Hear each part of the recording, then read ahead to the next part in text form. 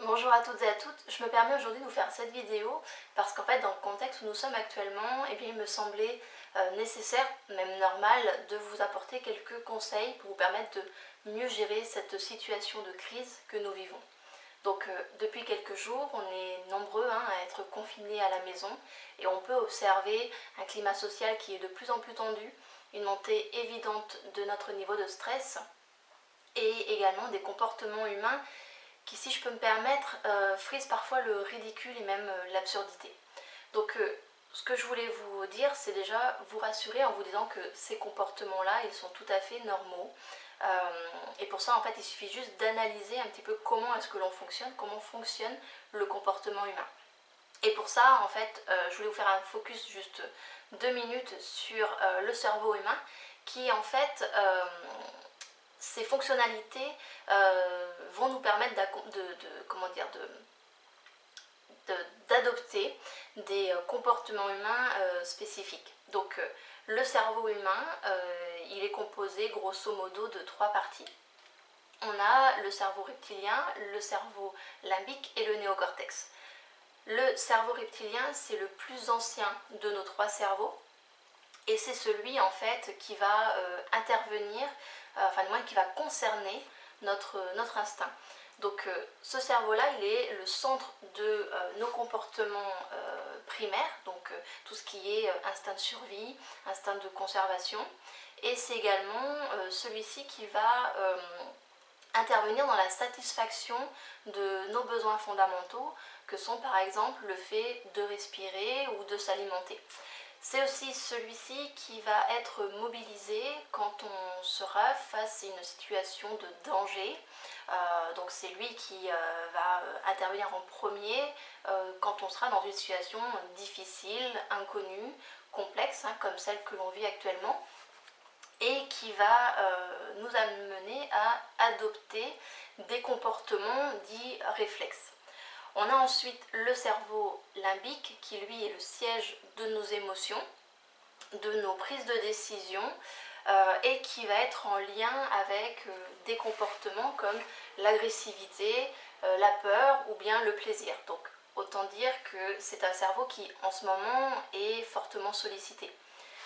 Ensuite on a le cerveau néocortex qui lui en fait c'est sur celui-ci qu'on devrait aujourd'hui s'appuyer parce qu'en fait c'est celui-ci qui va penser, qui va faire appel à votre raisonnement, à votre logique, à votre compréhension et à tout ce qui est prise de conscience d'une chose ou d'une situation.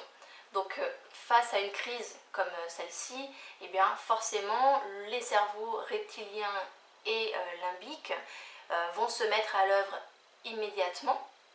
Mais ce qui est important, eh bien là, c'est de faire intervenir la partie du cerveau qui fait preuve de discernement, donc le néocortex, qui lui va permettre de venir réguler toutes nos émotions et nos comportements. Alors effectivement, il y a des mots très forts qui sont prononcés depuis quelques jours, comme les mots guerre, crise, confinement et certainement d'autres encore qui pourraient arriver.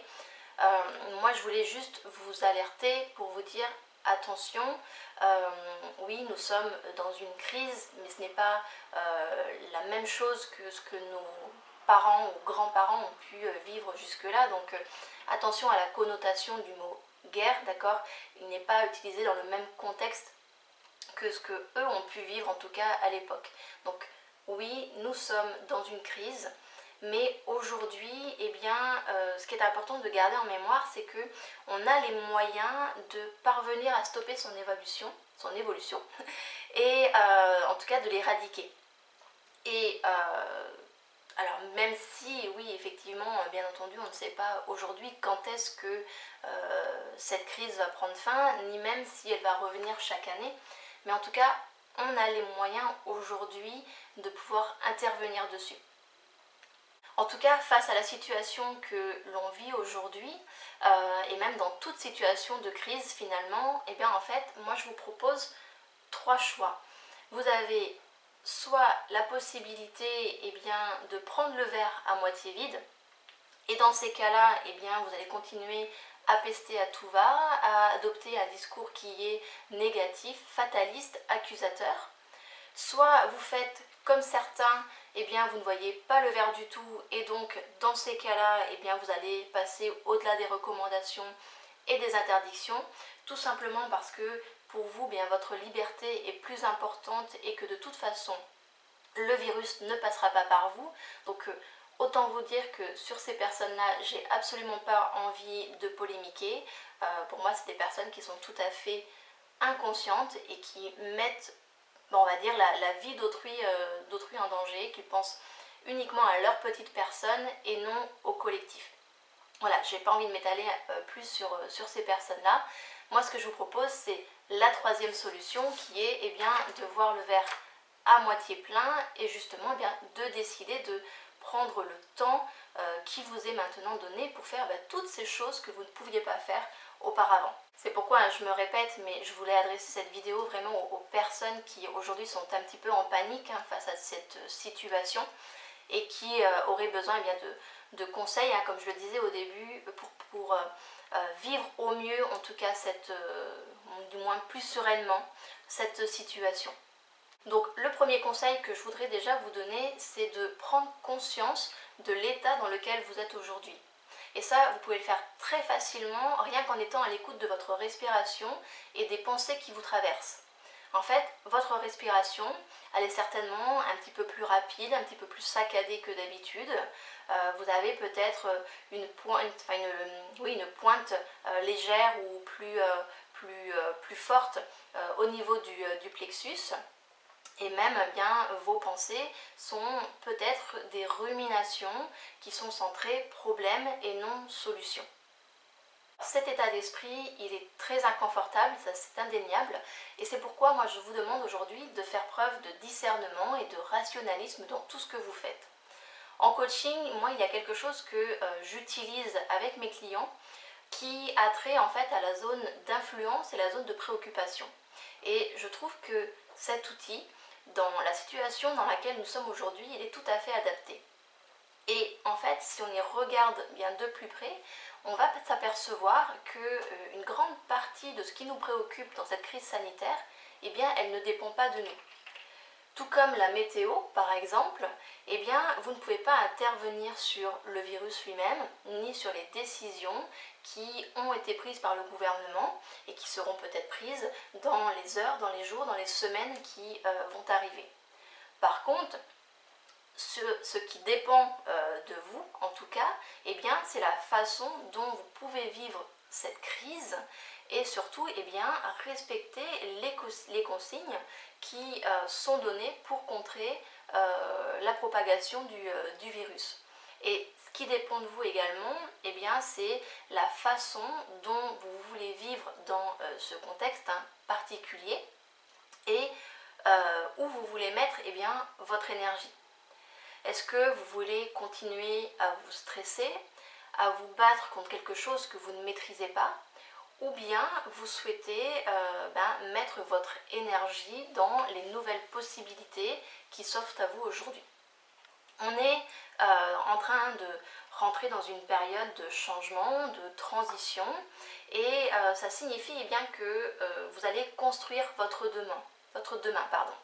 Mais ce demain, ce futur, eh bien, lui, il va se construire au présent. Donc c'est aujourd'hui qu'il se construit. Si je devais vous donner un deuxième conseil, eh bien, c'est d'arrêter en fait tous ces scénarios catastrophes que vous êtes en train de créer dans votre esprit. Alors, c'est tout à fait légitime parce que quand on regarde aujourd'hui toutes ces images de propagande qui circulent sur les réseaux sociaux et même dans les médias, il y a de quoi effectivement se monter un petit peu la tête et avoir peur en fait, de ce qui pourrait arriver. Mais moi je voudrais juste vous alerter en vous disant attention à tout ce que vous voyez. Vraiment prenez du recul et vérifiez vraiment ces informations. Il y a des images, des vidéos qui vous font croire en fait qu'elles datent d'aujourd'hui, mais en fait ce sont des choses qui ont été faites il y a une semaine, il y a un mois, il y a une année, il y a peut-être même parfois plus de 5 ans, et qui ont été prises dans un contexte qui est totalement différent de ce que l'on vit aujourd'hui. Donc vraiment, ayez ce regard critique et ne prenez pas pour acquis tout ce qui vous a été, enfin du moins tout ce que vous voyez aujourd'hui. Et justement, eh bien moi je vais vous demander de voir le problème à l'envers et de vous projeter dans le futur avec optimisme. On vous donne la possibilité de décider de ce que sera demain. Mais moi en fait, ce que je vais vous demander, c'est de quel côté est-ce que vous voulez vous placer. Est-ce que vous allez faire partie de ceux qui posent problème, de ceux qui l'alimentent, ou bien de ceux qui vont faire partie de la solution? Alors, c'est très facile de juger les autres sur ce qu'ils disent ou ce qu'ils font, mais moi je voudrais que vous placiez à votre niveau, à votre échelle, que vous vous regardiez et que vous me disiez justement voilà, où est-ce que vous vous placez, où est-ce que vous mettez le curseur, côté problème ou côté solution. Alors comme je l'ai dit, on est dans une phase de changement, une phase d'évolution. Et moi je tiens à vous rassurer pour vous dire que l'homme aujourd'hui, il est prêt pour ça. Il a les moyens de s'adapter, il sait le faire et il l'a déjà fait. Et si vous regardez, ne serait-ce qu'à votre niveau, si vous vous interrogez sur toutes les crises aujourd'hui que vous avez dû gérer, que ce soit au niveau personnel ou professionnel, eh bien finalement, est-ce que vous n'étiez pas dans le même état que vous êtes aujourd'hui? Eh bien probablement que si, et j'en suis même certaine.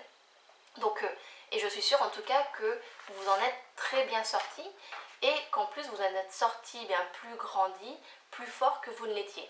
Et bien là, c'est exactement la même chose.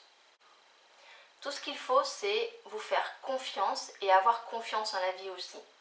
Vous n'êtes pas seul, on est tous dans le même cas, tous dans le même bateau. Il y a certains qui sont plus exposés que d'autres, mais en tout cas, on a tous envie de gagner cette guerre.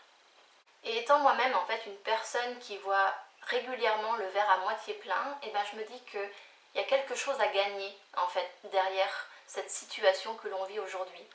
Je pense très sincèrement qu'elle va nous permettre de redéfinir nos priorités et ce qui compte vraiment. Comme vous avez pu le constater, depuis quelques années, on a une montée de l'individualisme, de la surconsommation, de la pollution en tout genre, qu'elle soit chimique ou numérique, et on a même une perte de la notion de valeur qui nous caractérisait. Donc c'est pourquoi il me semble que c'est le moment aujourd'hui pour inverser la tendance. Donc, commençons déjà par passer du temps avec nos enfants, avec nos conjoints et d'en profiter pour apprendre à mieux les connaître et pourquoi pas à discuter avec eux sur des sujets un petit peu plus profonds que ce qu'on avait l'habitude de faire jusque-là. En fait, pris dans notre train-train quotidien, comme j'aime bien le dire, on s'aperçoit que finalement les personnes de notre foyer, donc vraiment les personnes très proches, sont celles que l'on connaît le moins bien. Donc c'est l'occasion justement d'inverser cette tendance, comme je vous disais. C'est aussi l'occasion de prendre le temps aujourd'hui d'appeler toutes ces personnes qu'on voulait prendre des nouvelles depuis déjà quelques temps et qu'on repoussait toujours le moment de le faire. Donc faites-le, c'est vraiment l'occasion de leur dire je suis là, je ne t'ai pas oublié, ça fait un bon moment aujourd'hui que je voulais t'appeler, maintenant c'est l'occasion de le faire. Voilà, en tout cas en plus aujourd'hui, c'est vrai qu'on a plein de moyens de communication pour pouvoir prendre des nouvelles des gens, donc testez ces nouveaux moyens, surtout si vous n'avez pas l'habitude de les utiliser, amusez-vous avec et soyez créatifs. Il y a tant de choses en fait que l'on peut faire quand on a le temps, donc vraiment ne vous en privez pas. Pour ma part, écoutez, j'ai beaucoup de rendez-vous moi qui ont été reportés et je vous avoue que ma première réaction, ça a été une réaction de frustration. Comme vous le savez, ça fait un peu plus d'un an maintenant que je me suis lancée en tant que coach et formatrice. Et après plusieurs mois à parler de mon activité, à communiquer auprès des particuliers et des entreprises, l'activité venait de décoller et je voyais cette année 2020 se profiler sous les meilleurs auspices. Effectivement, cette crise, elle vient tout mettre, elle vient tout basculer. Et en tout cas, moi, j'ai décidé aujourd'hui que elle ne m'ébranlerait pas et que au contraire, j'avais tellement de choses à faire, à préparer, auxquelles je n'avais pas le temps parce que pris dans les rendez-vous, etc. C'était un peu compliqué. Finalement, je vais avoir le temps de le faire. Donc moi, mon programme sur les prochaines semaines, il n'est pas compliqué. J'ai plusieurs formations à finaliser, des process de coaching à mettre en place, des vidéos de développement personnel à tourner, des articles à lire. Ça fait quelque temps que je pensais aussi à me lancer dans les podcasts. Alors j'y connais pas grand chose, mais c'est peut-être le moment finalement de s'en occuper et d'expérimenter la chose. Et du côté personnel, j'ai quelques pantalons qui attendaient que que je remette ma machine à coudre en fonctionnalité. Donc je crois qu'elle va être ravie de ce côté-là. Et j'ai avec le super temps qu'on commence à avoir, j'ai mon petit jardinet pareil qui m'appelle et qui demande à ce que je commence mes petites semences de légumes pour l'année. Donc comme vous voyez, j'ai en tout cas moi mon planning qui est bien chargé, et je suis sûre que vous aussi, si vous faites la liste de votre côté, vous allez trouver plein de choses à faire. Et enfin, il y a une chose que je trouve intéressante d'observer dans cette crise, et il me semble que, à mon sens en tout cas, ce serait intéressant pour vous aussi de faire, c'est de regarder et de vous interroger sur ce que cette crise vient titiller en vous, et notamment ce qui se cache derrière vos peurs, derrière vos réactions. Est-ce que ce sont des peurs du manque d'argent, des peurs des espaces clos, du confinement, comme on peut être aujourd'hui? Est-ce que c'est une peur de la maladie, de la mort, de la confiance en soi, de la confiance en les autres ou en l'avenir? Est-ce que c'est une peur du jugement, de l'échec ou de la privation de liberté aussi? En fait, sachez que toutes ces peurs, elles ne sont pas apparues comme par magie avec le coronavirus, et qu'elles étaient déjà bien présentes en vous. Et cette crise, elle vient juste appuyer une nouvelle fois sur ce que vous aviez du mal à gérer jusqu'à aujourd'hui. Donc c'est peut-être le moment de vous pencher sur ces peurs et de prendre le temps de travailler dessus pour que celles-ci ne viennent pas augmenter déjà une nouvelle fois votre niveau de stress et venir épuiser vos réserves d'énergie. Il y a énormément de sites que vous pouvez consulter aujourd'hui, et de livres aussi de développement personnel que vous pouvez lire, qui vont vous permettre de mieux comprendre chacune de vos réactions. Donc vraiment, ne vous en privez pas. En tout cas, sachez que moi, je reste à votre disposition, par téléphone ou par Skype. J'ai vraiment tout le temps aujourd'hui pour pouvoir répondre à toutes vos questions, vos interrogations, et éventuellement vous accompagner sur un sujet précis auquel vous souhaiteriez aussi aujourd'hui, en tout cas, éradiquer un petit peu comme ce virus qu'on essaie de faire aujourd'hui. Enfin, comme vous le savez, j'aime beaucoup les citations. Alors tout simplement parce que pour moi, une phrase peut dire énormément de choses avec juste quelques mots. Elle peut être pleine de sens.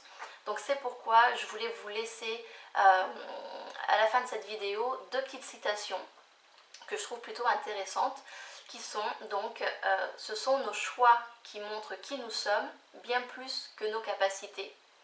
Et la deuxième, c'est le destin n'est pas une question de chance, mais c'est une question de choix. Et justement, vous qui me regardez, faites les bons choix et surtout soyez acteurs de ces choix. Je vois plein de belles initiatives aujourd'hui, donc je vous encourage vraiment à les poursuivre. Mais en tout cas, faites les bons choix.